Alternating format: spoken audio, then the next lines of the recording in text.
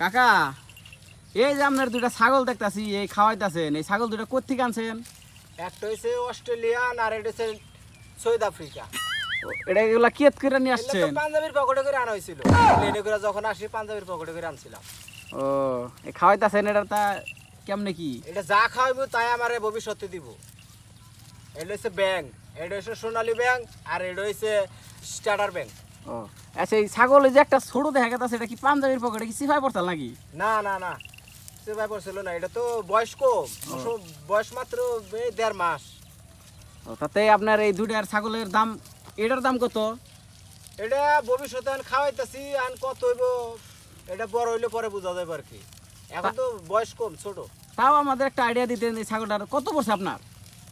এই দুইটা পড়ছিল, এটা এটা পড়ছিল যে $300, আর এটা পড়ছিল হলো যে $150।